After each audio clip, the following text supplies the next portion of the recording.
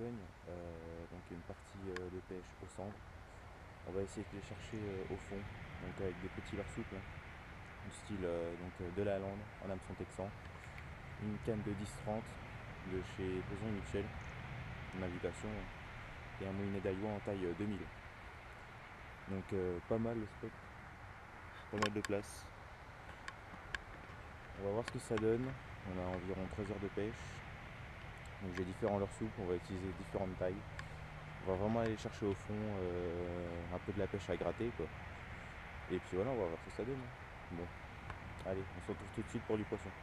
Donc pour les leurres utilisés, il y a le Storm avec des billes à l'intérieur. Donc pour le cendre, pareil. Beaucoup de résultats, hein, donc pas mal entaillé quand même.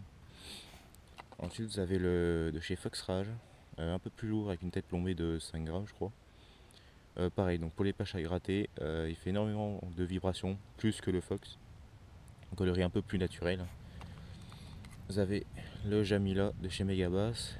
Il est rempli d'air à l'intérieur.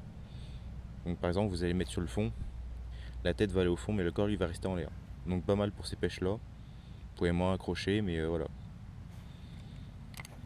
Ensuite, vous avez de chez Delalande, donc avec une tête plombée.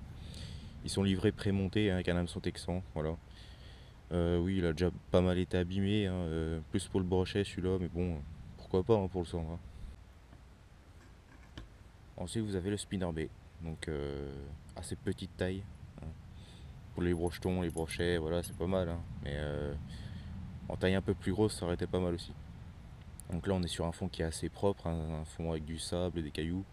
Donc ça va plus être sur du leurre souple, avec un grammage assez faible. On va pas dépasser les, ouais, les 7 grammes.